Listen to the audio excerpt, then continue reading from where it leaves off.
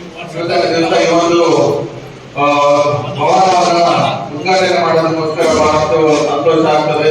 ಈಗಾಗಲೇ ಮಾತಾಡಿದ್ರ ಹಾಗೆ ನಮ್ಮ ತಂದೆಯವರು ಮಾಡಿಕೊಟ್ಟಿದ್ರು ಅಂತ ಹೇಳಿದ್ರು.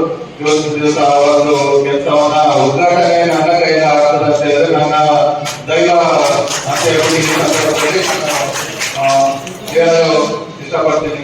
ನಾನು ನಿಮ್ಮ ಸಮಾಜದ ಜೊತೆಗೆ ಯಾವಾಗಲೂ ಸಹಿತ ಇರ್ತೀನಿ. ನೀವೇನೋ ಬೇಡಿಕೆಯನ್ನು ಇಟ್ಟಿರಿ, ಅದನ್ನ ನಾನು ಪೂರ್ಣಗೊಳಿಸುವಂತ ಪ್ರಯತ್ನವನ್ನ ಮಾಡ್ತೀನಿ ಅನ್ನೋ ಒಂದು ಈ ಸಂದರ್ಭದಲ್ಲಿ ನಾನು ಹೇಳಲು ಇಷ್ಟಪಡ್ತೇನೆ.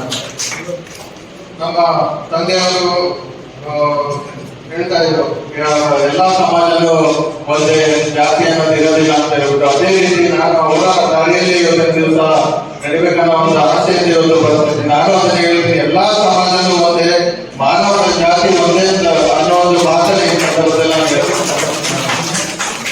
ಅದ್ರ ಜೊತೆಗೆ ನಮ್ಮ ತಾತ ಕುಮಾರಯ್ಯನವರು ಸಂಪೂರ್ಣ ಜನರಿಗೋಸ್ಕರ ಸೇವೆ ಮಾಡ್ತಾ ಬಂದಿದ್ರು. ಅದ್ರ ಜೊತೆಗೆ ನಮ್ಮ ತಂದೆಯವರು ಅವರ ಹಾದಿಯಲ್ಲಿ ಇನ್ನೂ ಹೆಚ್ಚಿನ ಅಭಿವೃದ್ಧಿ ಮಾಡಿ ನಮ್ಮ ತಂದೆಯವರಿಗಿಂತ ಹೆಚ್ಚಿನ ಹೆಸರು ಗಳಿಸಿದ್ರು. ಅದೇ ರೀತಿ ನಾನು ಸಹಿತ ಜನರ ಸೇವೆ ಮಾಡಿ ನಮ್ಮ ತಂದೆಯವರಿಗಿಂತ ಹೆಚ್ಚಿನ ಹೆಸರು ಗಳಿಸಬೇಕನ್ನೋ ಒಂದು ಆಸೆ ಇದೆ.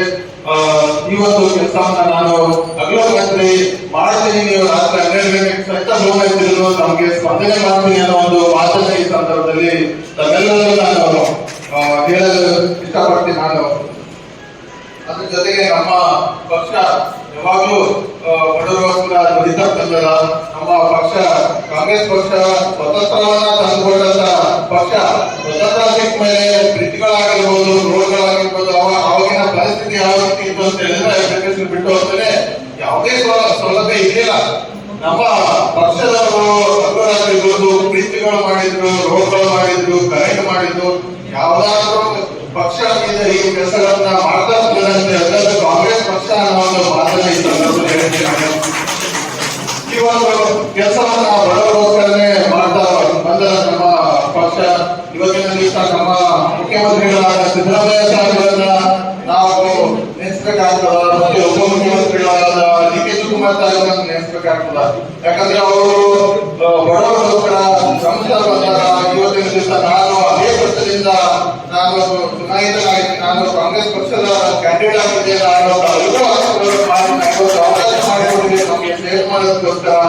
ಅದನ್ನ ನಾನು ಮಾಡೇ ಮಾಡ್ತೀನಿ ಅನ್ನೋ ಒಂದು ಮಾತನ್ನ ಈ ಸಂದರ್ಭದಲ್ಲಿ ನಾನು ಹೇಳಲು ಇಷ್ಟಪಡ್ತೀನಿ.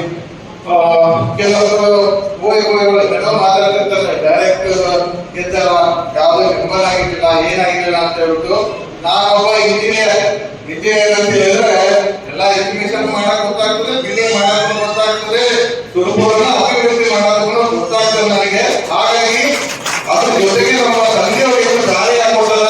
ನಾನು ಎಲ್ಲಿಂದ ಬಂದ ಎಮ್.ಎಲ್.ಎ ಆಗಿಲ್ಲ, ನಾನು 15 ವರ್ಷ 20 ವರ್ಷದಿಂದ ನಮ್ಮ ತಂದೆಯವರು ನನಗೆ ಬುದ್ಧಿವಂತ ಹೇಳ್ಕೊಟ್ಟಲ್ಲ, ಒಳ್ಳೆ ಕೆಲಸ ಮಾಡಬೇಕು, ಅಭಿವೃದ್ಧಿ ಮಾಡಬೇಕು. ಆಮೇಲೆ ಬೋಗಸ್ ಮಾಡೋದು ಅಂತ ಹೇಳ್ಕೊಡಲ್ಲ ನನಗೆ. ಬೋಗಸ್ ಮಾಡೋದು ನನಗೆ ಇಷ್ಟ ಇಲ್ಲ. ಯಾರು ಮಾತಾಡ್ತಾರ, ಅದನ್ನ ನಾನು ಒಳ್ಳೆ ಕೆಲಸ ಮಾಡ್ಬಿಟ್ಟು ಸುರಪುರನ ನಮ್ಮ ತಂದೆ ಕನಸ ಇದ್ದು ಅವರು 4 ಕೋಟಿ ಶಾಸಕರು ಏನೋ ದುರದೃಷ್ಟ ಹೋದವರನ್ನ ಅಂತ ಹೇಳಿ ಇವತ್ತಿಗೆ ಸುರಪುರ ಇನ್ನ ಹೆಚ್ಚಿನ ಅಭಿವೃದ್ಧಿ ಆಗುತ್ತೆ. ಆ ಒಂದು ಜವಾಬ್ದಾರಿಯನ್ನ ನಾನು ಹೊಂದ್ಕೊಂಡಿದ್ದೀನಿ. ಸುರಪುರ ಅಭಿವೃದ್ಧಿ ಮಾಡೋದು ನನ್ನ ಡ್ಯೂಟಿ. ತಾವು ಯಾವುದೇ ಕೆಲಸಗಳನ್ನ ಕೇಳಿದ್ರೆ ಹಗಲು ರಾತ್ರಿ ತಮಗೋಸ್ಕರ ನಾನು ಶ್ರಮಿಸ್ತೀನಿ ಅನ್ನೋ ಒಂದು ಮಾತನ್ನ ತಾವೆಲ್ಲರೂ ಹೇಳ್ತಾ ತಮ್ಮ ಸಮಾಜದ ಜೊತೆ ಯಾವತ್ತಿದ್ರು ನಾನು ಇರ್ತೀನಿ ಅನ್ನೋ ಒಂದು ಮಾತನ್ನ ಹೇಳಿ ತಮ್ಮೆಲ್ಲರೂ ಈ ಒಂದು ಕಾರ್ಯಕ್ರಮಕ್ಕೆ ಬಂದ್ಬಿಟ್ಟು ಇದನ್ನ ಕಾರ್ಯಕ್ರಮವನ್ನ ಯಶಸ್ಸು ಮಾಡೋದಕ್ಕೋಸ್ಕರ ಎಲ್ರಿಗೂ